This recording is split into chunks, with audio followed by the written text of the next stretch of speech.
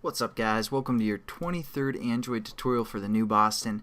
What we're going to do in this tutorial is some more XML, show you guys some more customized features that you can use and methods, and also some other widgets that we can throw in there. So what we're going to do first is basically go into your graphical layout and use a toggle button. I'm going to show you guys how to use this.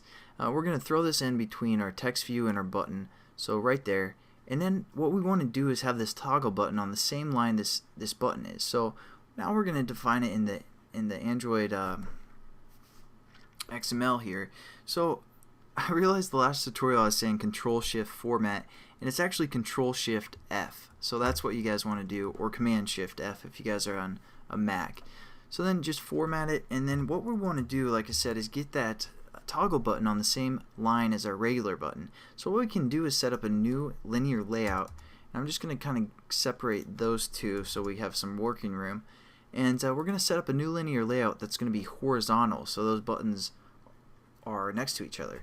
So what we're going to do is a greater than sign linear layout, which you guys should be pretty much familiar with. And then we're going to use our closing statement, cut it and paste it below our button and our toggle button. So there we go.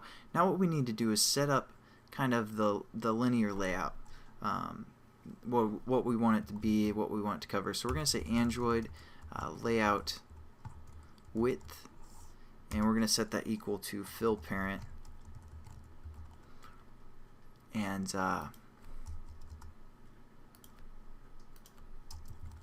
Android layout height is going to wrap the content.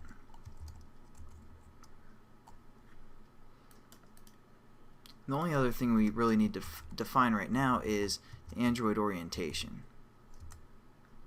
We're going to set that equal to, again, horizontal.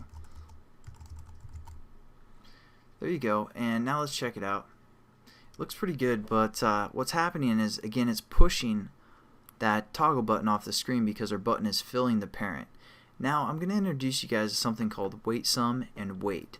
So what we need to do first is make sure, since this is a horizontal view, and that's what we're going to work with, is basically the width of both objects.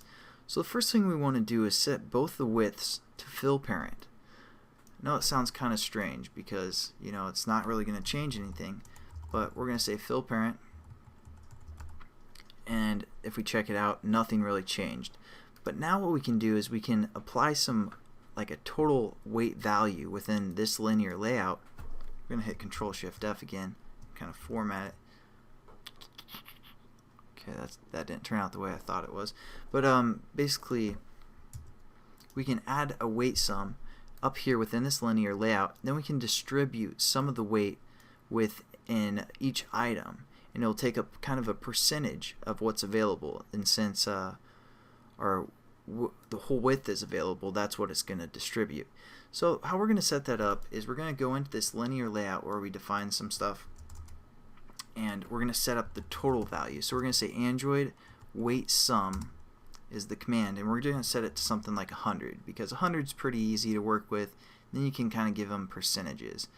Now we're going to go into our first item, our button here, and we're going to give it a weight value. So we're going to say Android, and it's actually a layout weight value. So that's why we had our layout width fill the parent, because that's what the percentage is going to go to, the layout.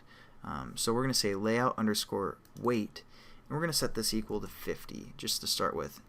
And then we're also going to define 50%, or 50 value for a weight, because we want our total weight to equal 100. So 50 plus 50 is 100. Again, free math lesson for you guys. Let's check that out. There we go. We kind of have them both set up for the most part to get it 50% of the whole available width.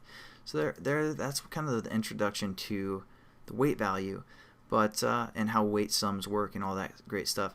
But the only other thing is you'd assume like 75%, or if we put like 75 here and 25 here, that the 75 would have a greater distance, but it's actually the opposite. So we're going to say the button is going to have like 20, and the toggle button is going to have 80. So if we check that out, that's what it's going to look like. Basically, this has 20% even though we defined it as 80, having a weight of 80. And this is we've set as 20, and it's going to have 80% of the whole width. So there we go. One last thing I might as well do that in the next tutorial. I think I'm running out of time here, but catch you guys then, and we're going to work with some XML real quickly in the next tutorial. Have a good one, guys.